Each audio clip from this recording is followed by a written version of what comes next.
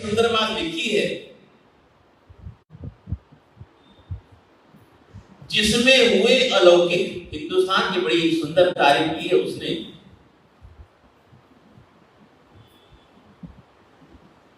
और सचमुच में मन को बहुत प्रिय लगी। जिसमें हुए अलौकिक तत्वज्ञ ब्रह्म ज्ञानी।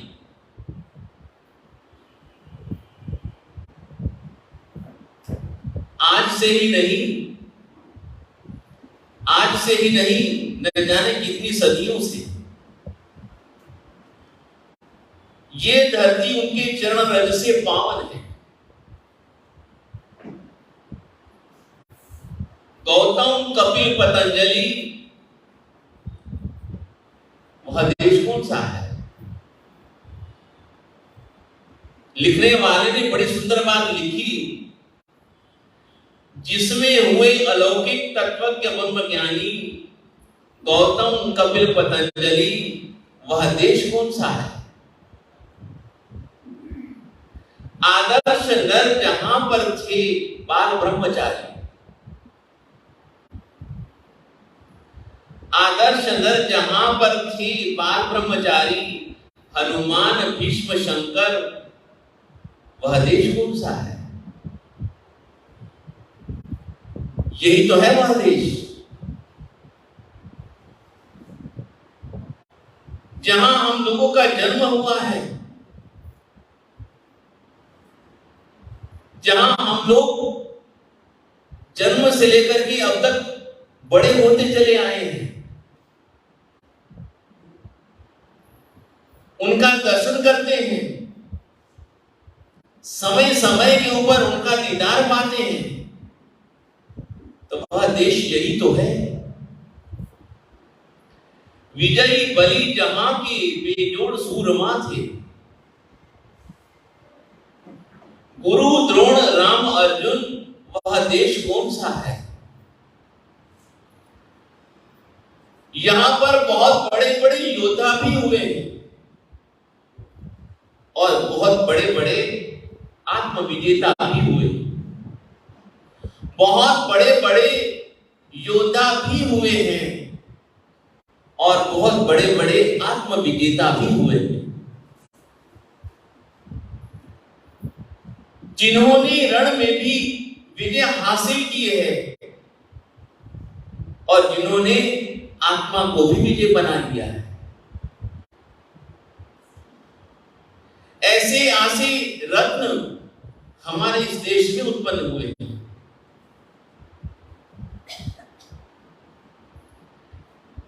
जिसमें दधीची, दानी, हरिश्चंद्र कर्ण से थे। भारत सिवाय दूजा वह देश कौन सा है? जहां पर इतने इतने महान संतों ने जन्म लिया। कईयों ने तो तलवार के बल से यहां राज्य किया और किन्होंने किसी का प्यार से दिल जीत करके राज्य किया।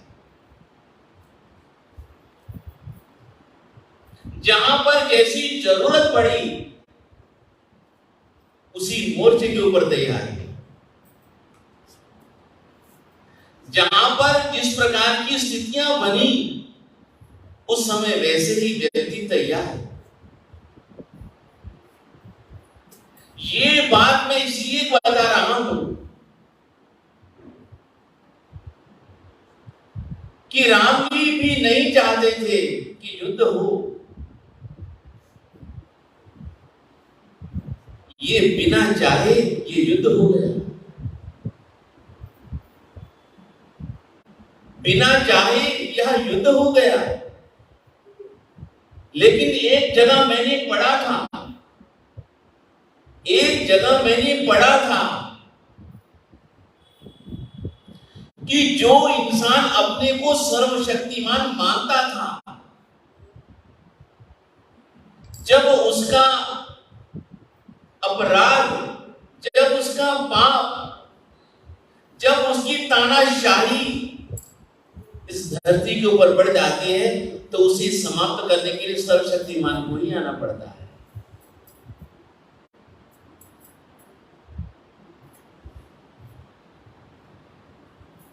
इसलिए प्रभु को पधारना पड़ा।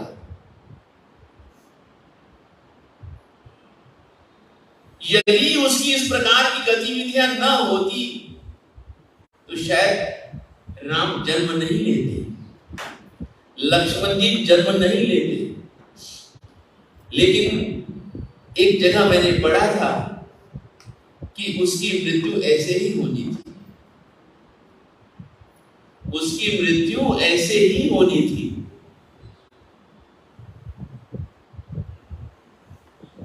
लेकिन और कोई जिंदगी में उसने इतना बड़ा कोई अपराध नहीं किया था। और आजकल तो न जाने उससे भी बढ़कर के अपराध होते हैं। लेकिन रावण की मृत्यु ऐसे ही लिखी हुई थी।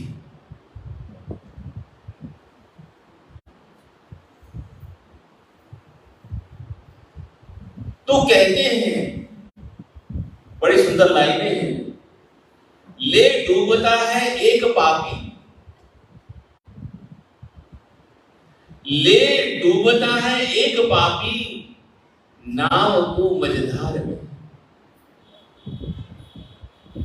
ले डूबता है एक पापी, नाव को मझधार में। नाव में यदि एक पापी होगा तो उसके कारण न जाने कितने ही व्यक्ति उस पर डूब मरेंगे। लेकिन यदि एक भी उस नाव में धर्मात्मा होगा तो नाव डूबेगी नहीं, नाव हमेशा पार हो जाएगी। कोई भी शक्ति उस नाव को डुबो नहीं सकती है।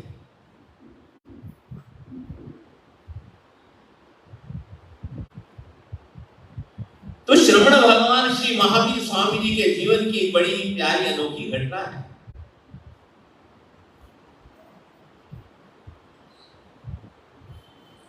श्रवण भगवान श्री महावीर स्वामी जी सुरभीपुर से निकल करके उन्हें जाना था राजगृही नगरी में।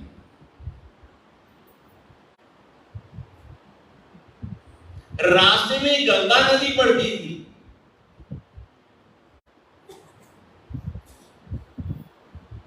पुल था नहीं। भगवान को राजगृही नगरी में जाने के लिए नाव में तो बैठना ही पड़ना था।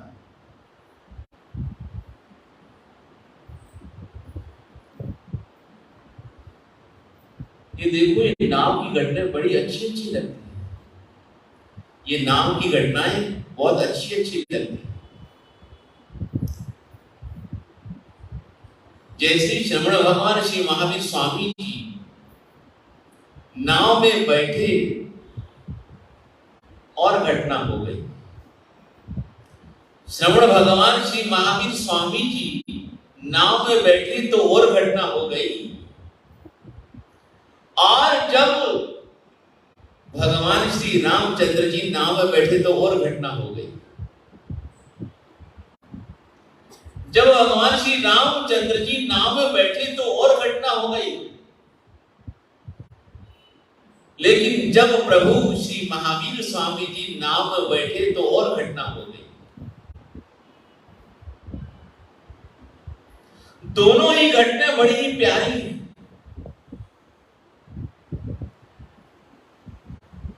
दोनों ही घटनाएं बड़ी ही अद्भुत हैं।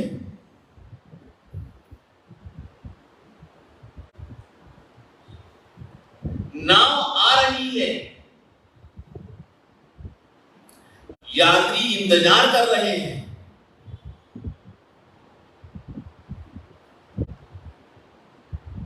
नाव किनारे आ गई। सभी यात्री बैठ गए।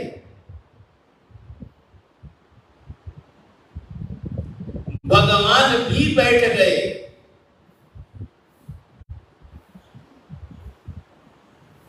लेकिन जैसे ही नाव ने किनारे से थोड़ी सी दूर हो गई, किनारे से थोड़ी सी दूर हो गई, मध्य में पहुंची।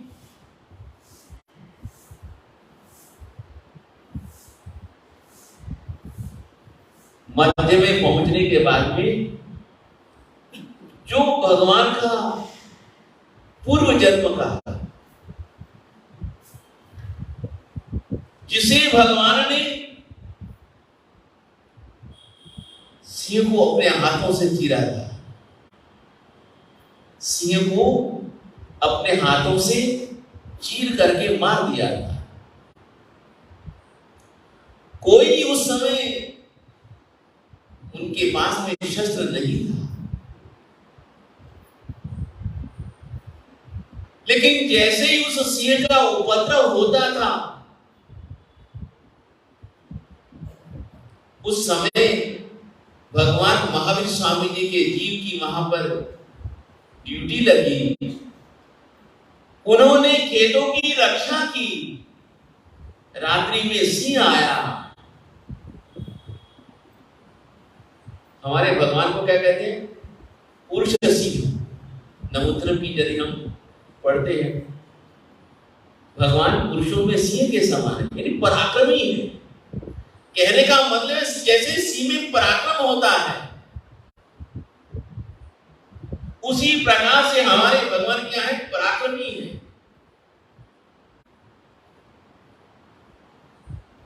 धैर्य वाले हैं, हिम्मत वाले हैं, साहसी हैं। भला इन चीजों से कहां डरने वाले हैं भगवान हमारे? बिना शस्त्र के उससे ही, हाथ से ही चीर दिया उसको। लेकिन चीर तो दिया, लेकिन उसके मन में वैर था, उसके मन में वैर था। और वह मरने के बाद नाग कुमार बना।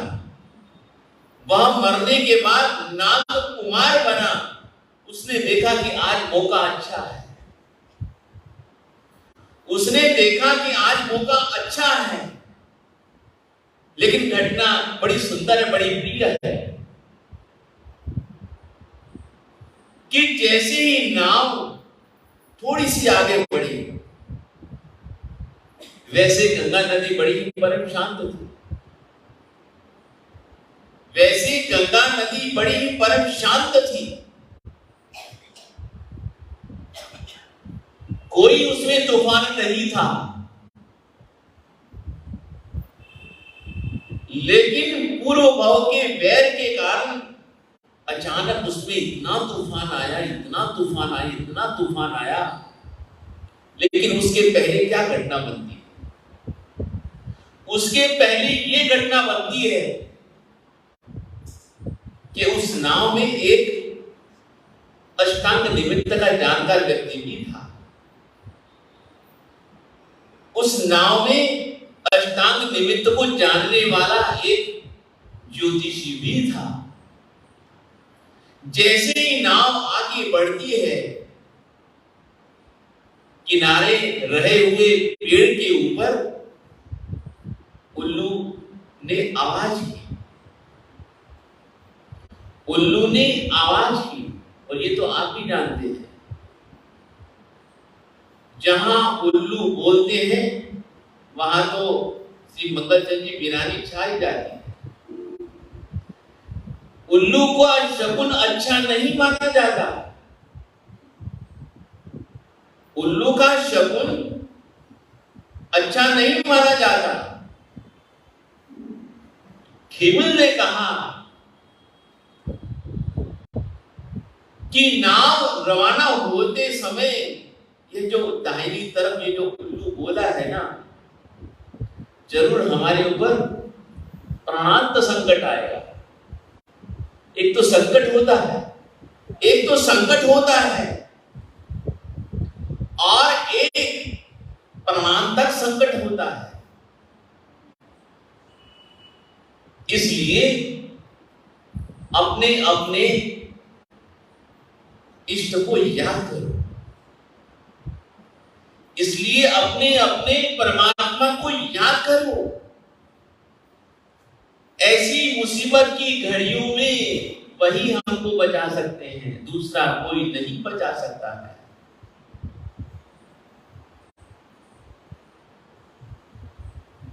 इसलिए अपने अपने परमात्मा को याद करो।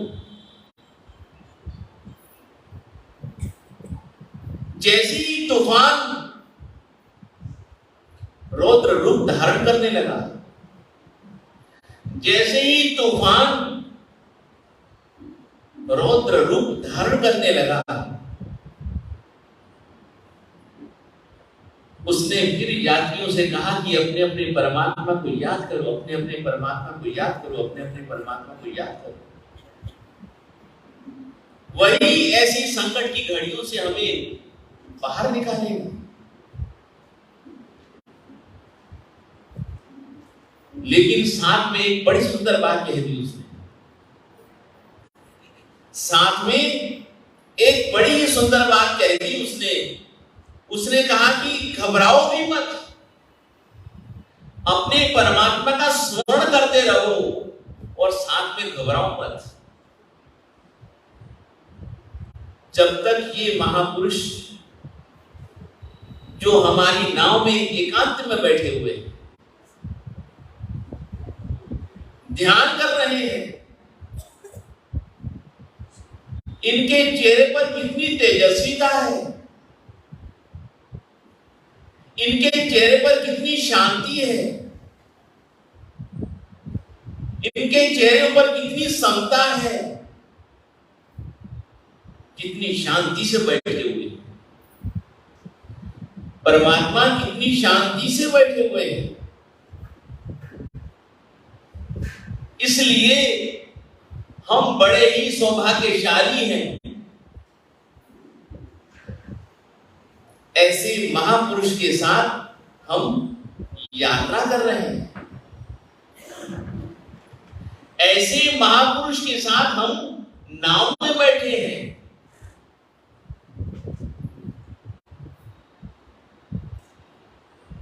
श्री पद्मचंद जी, ज्योतिषी का कोई प्रभाव नहीं होता है। ज्योतिषी ने तो इतने कह दिया, ज्योतिषी ने तो इतना ही कह दिया कि संकट आने वाला है, संकट आने वाला है, संकट आएगा, लेकिन ये हमको बचाएंगे। संकट आएगा, रोक नहीं सकते हम लोग उस बात को, लेकिन जो ये महापुरुष हमारी नाव में सवार हैं, कितनी सौम्य आकृति है, कितनी शांत मुद्रा है।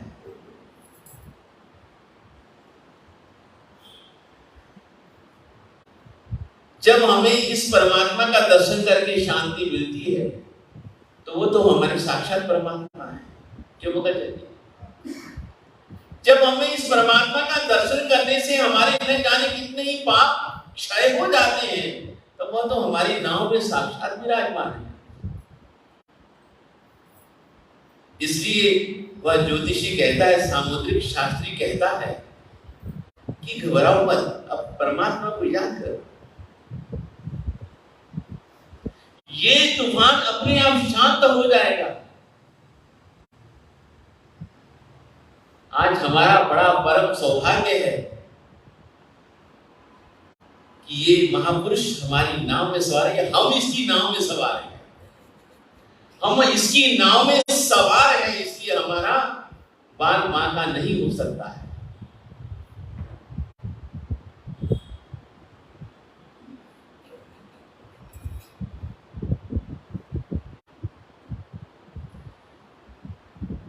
लिखने वाले ने बड़ी सुंदर बात लिखी है, जब कोई ताजा मुसीबत टूटती है, जब कोई ताजा मुसीबत टूटती है जान पर, जब कोई ताजा मुसीबत टूटती है जान पर, एक आदत हो गई खुदा को याद करने का। वही बात आ जाती है, सुख में, सुख के दिनों में, सुख की घड़ियों में हम परमात्मा को कम याद करते हैं। सुख की घड़ियों में, सुख के क्षणों में, सुख के दिनों में हम परमात्मा को कम याद करते हैं। लेकिन जब हमारे जिंदगी में दुख की घड़ियां आती हैं, उस समय हम ज्यादा याद करते हैं। उस समय हम लोग परमात्मा को अधिक याद करते हैं।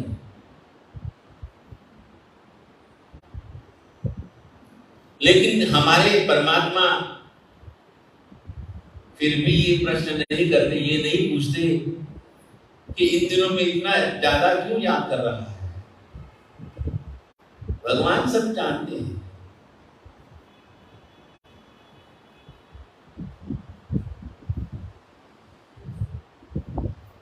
अब जैसे जैसे उसने उपद्रव तूफान का रूप धारण कर लिया, लेकिन नवकार मंत्र के प्रभाव से, नवकार मंत्र के प्रभाव से जो नाग कुमार, जो दो देव बने थे, जो पूर्व भाव में बैल थे, जो पूर्व भाव में बैल थे,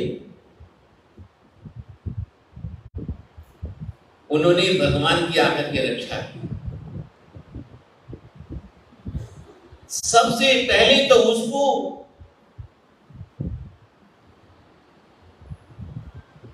ये समझाया कि भगवान की नाव डूबेगी नहीं, तू किससे पैर ले रहा है, तू किससे पैर ले रहा है। ये परमात्मा सर्वशक्तिमान है, तेरे में तो कोई भी शक्ति नहीं, लेकिन परमात्मा सर्वशक्तिमान है। तू परमात्मा के सामने तुच्छ है। भगवान ने तो अपना एक अंगूठा मेरू पर्वत पर लगाया था, वह भी कांपने लग गया, नहीं नाचने लग गया। लिखते वाले लिखते कितने कांपने नहीं, नाचने लग गया। ये तो वो भगवान है जिस पर्वत को हम लोग अचल कहते हैं। ये तो वो परमात्मा तो इनके साथ में बैर लेता है। ये तेरे लिए अच्छा नहीं, तू तो इनकी पूजा कर, तू तो इनकी अर्चना कर, तेरा जीवन सुधर जाएगा। सभी के साथ, सभी के साथ, सभी के साथ आखिर नाव किनारे पहुंच जाती है, आखिर नाव किनारे लग जाती है। सब यात्री अपने अपने स्थान पर चले गए। लेकिन कितनी अच्छी प्यारी ये कल्पना है कि जब इस किनारे पर पहुंचे थे, अलग अलग रास्ते थे सबके। जब इस किनारे पहुंचे थे, सबके अलग अलग रास्ते थे। अब जब नाव किनारे लग गई, सबके अलग अलग रास्ते। ये बात क्या रही? जब उस किनारे से सबने पार होना था, सबके अलग अलग रास्ते थे।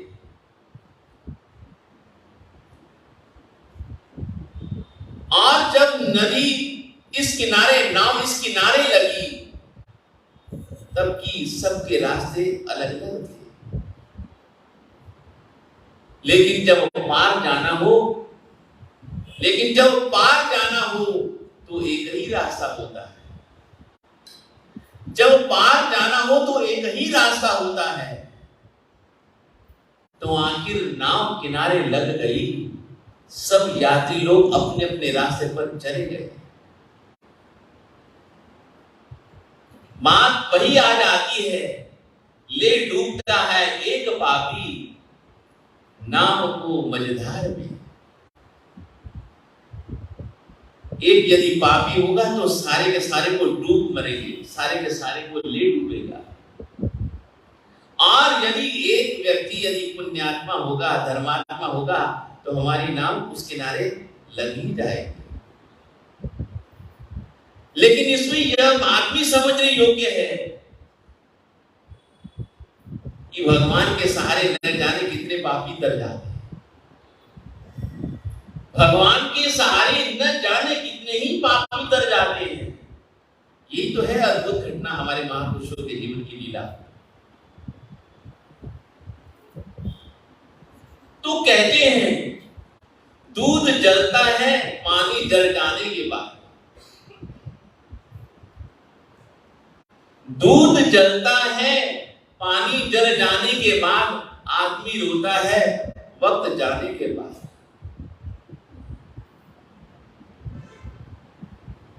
बड़ी सुंदर लाइनें लिखी हैं।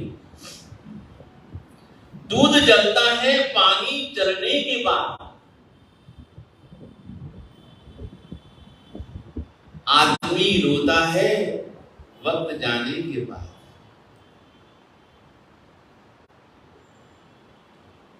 कई बार ऐसा ही होता है।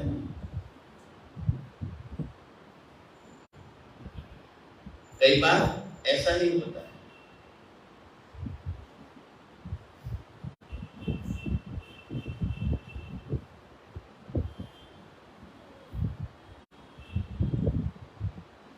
तो इस प्रकार से हम जिस भगवान की नाव में बैठे सारे के सारे यात्री पार हो गए।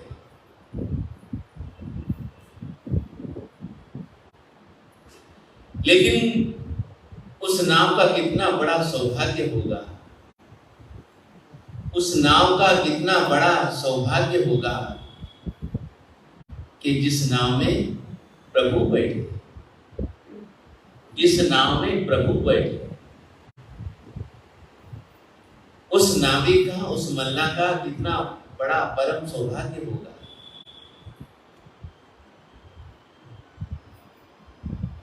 वह तो नाव पवित्र हो गई।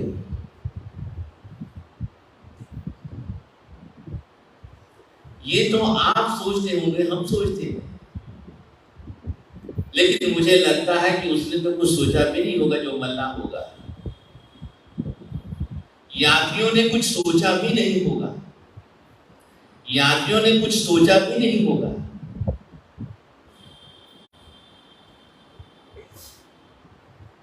समय समय की बात है।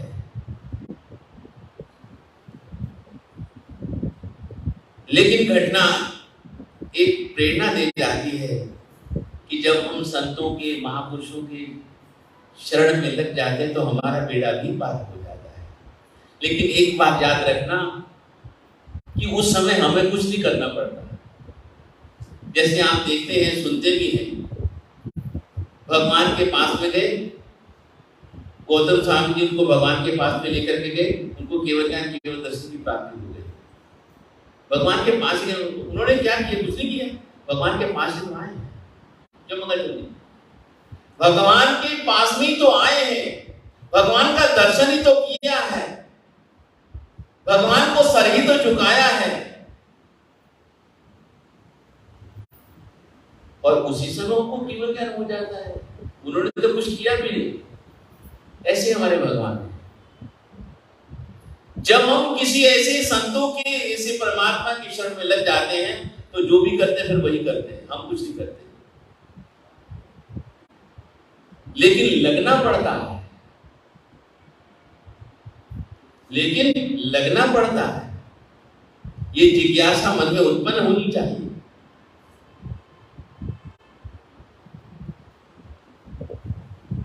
तो नरवीर उस सेठ के यहां पर, उसके यहां पे नौकरी करता है।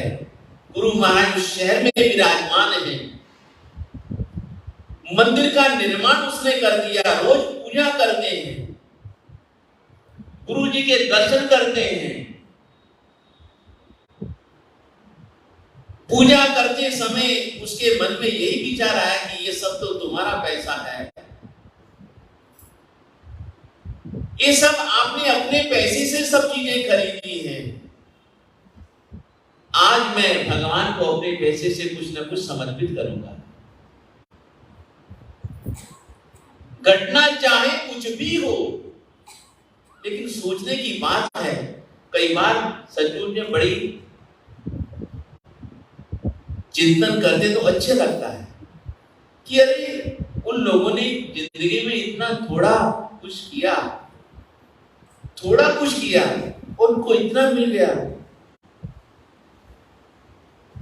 और हम लोग भगवान की पूजा करते हैं, कितने कितने हम लोग चंदन लगाते हैं, केसर लगाते हैं, प्राश लगाते हैं, भगवान को पुष्प समर्पित करते हैं, नैवेद्य चढ़ाते हैं, नारियल समर्पित करते हैं। कहीं तुलना तो करो। उसने तो थोड़ा सा दिया, कितना उसको भगवान ने दे दिया।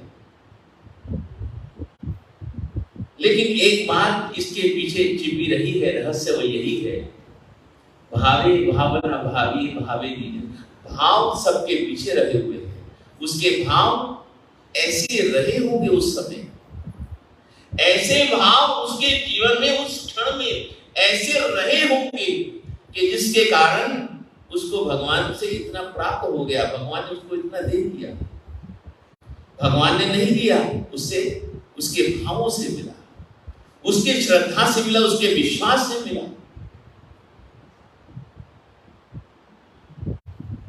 चौमासा वहां पर है गुरु महाराज का।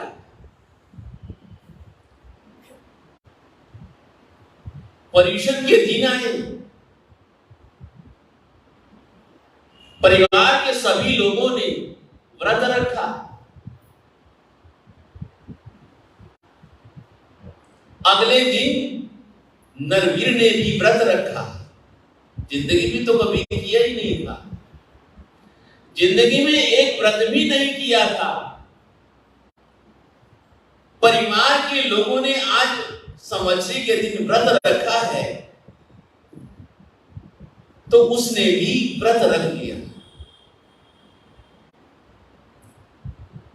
हाँ, ये तो हमारे ही परिवार का सदस्य बन गया है, इतनी आत्मीयता हो गई।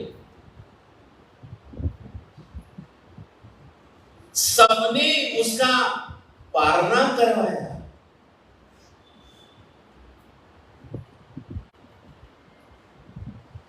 बड़े ही भक्ति भाव से परिवार के सभी सदस्यों ने यही भाव रखे कि थोड़ा हमारे हाथ से भी ले लो ना, थोड़ा हमारे हाथ से भी ले लो ना। क्यों बाबूलाल, क्यों महेंद्र सैकड़ी 6 ठाना हो, आप इतने से क्या होगा?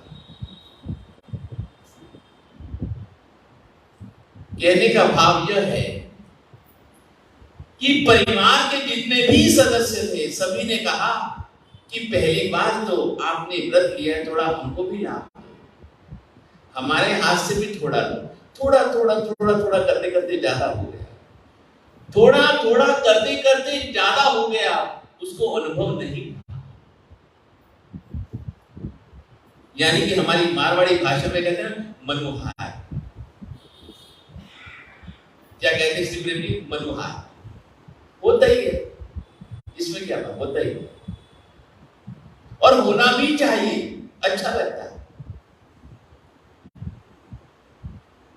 ये देखो बैठे हमारे राकेश कुमार जी,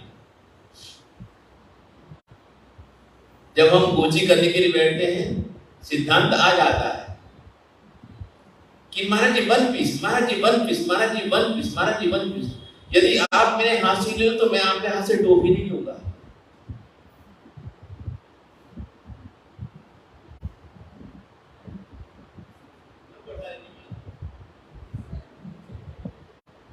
बड़ा प्यारा लगता है, कितने अच्छे संस्कार हैं बचपन से, और अधिक हो जाने से खा तो लिया उसने, भूख से ज्यादा खा लिया, आखिर तबीयत खराब हुई। तबीयत खराब हो जाने से सब कुछ सेठ ने उपचार किया, लेकिन आज कुछ धन्य घड़ी थी, मैं तो धन्य घड़ी ही कहूंगा कि उस समय भी उसके मन में भाव अच्छे थे, उस समय भी उसके मन के भाव अच्छे थे और आज भी उसके मन के भाव अच्छे हैं। उस समय भी उसके मन के भाव अच्छे थे और आज भी उसके मन के भाव अच्छे हैं। मृत्यु हो जाती, मृत्यु हो जाती है, भाव अच्छे थे, भाव अच्छे थे तो अगला जन्म उसे फिर मनुष्य जन्म मिलता है।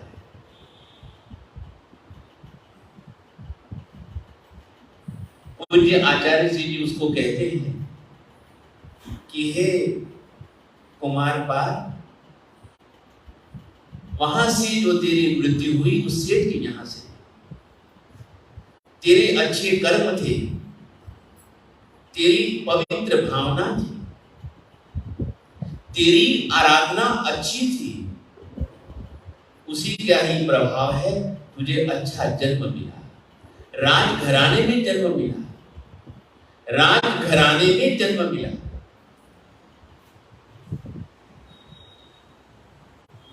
कुमार पाल, तू वही आत्मा है, तू वही आत्मा है। उसने पूज्य आचार्य जी के चरणों में सिर झुका दिया। सचमुच में आप तो भूत भविष्य वर्तमान को जानने वाले हैं।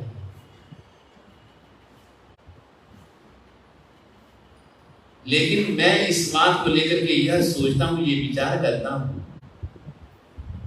मैं इस घटना को लेकर के ये सोचता हूं, ये विचार करता हूं कि और कोई सवाल और कोई प्रश्न कुमार पाल ने नहीं पूछा महाराज जी से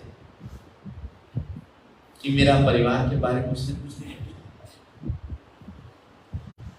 अपनी संतान के बारे में कुछ नहीं पूछा, अपनी श्रीमती जी के बारे में कुछ नहीं पूछा। लेकिन सवाल पूछा तो एक ही पूछा कि पूर्व जन्म में मैं क्या था और कौन से मैंने सत्कर्म किए कि जो मेरी इच्छा अच्छे मेरे गुरु मिले, इतना अच्छा मुझे साम्राज्य मिला, इतना अच्छा मुझे परिवार मिला। बस यही एक जिज्ञासा। फिर राजा फिर थोड़ी सी सवाल और पूछता है, लेकिन उसके पहले ये पूछता है कि महाराज, वो जो पिछले जन्म में जिसने मुझे इतना अच्छा मार्गदर्शन दिया था वो कहाँ है? उसने कहा तेरे सामने बैठे। उसने कहा कि वह तेरे सामने बैठे तो कितना सुंदर हमारा संबंध बैठा हुआ है। अच्छे कर्म करेंगे तो सब कुछ हमें अच्छा ही अच्छा होगा। इसलिए हमारे कलिकाल सर्वज्ञ श्री हेमचंद्र सूर्यशरी महाराज उस भगवती से पूछ कर, उस भगवती से पूछ करके उसका पूर्व जन्म, अपना पूर्व जन्म, ये सब जान करके उसको कह देते। फिर जब इतनी बात हो जाए तो राजा के मन में भी ये आ जाता है कि मैंने इतने अच्छे कर्म किए तो मुझे इतना अच्छा परिवार मिला, राज्य मिला, सब कुछ मिला, गुरुजी मिल गए, अब मैं और अच्छे कर्म करूं, अब मैं और अच्छे कर्म करूं जिससे कि आने वाला समय मेरा और अच्छा। कहने का भाव मेरा इतना ही है कि अब मैं और अच्छे कर्म करूं जिससे कि मेरा आने वाला जन्म और अच्छा। फिर थोड़ी सी सवाल पूज्य आचार्य जी से और पूछता है, और हम फिर कल आप लोगों से फिर चर्चा करेंगे। तो बात वही आ जाती है,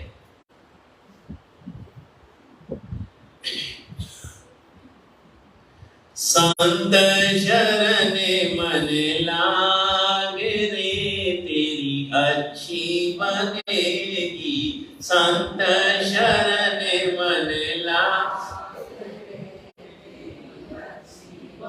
सभी बोले ना, संत शरण मन लागे रे तेरी अच्छी बनेगी, संत शरण मन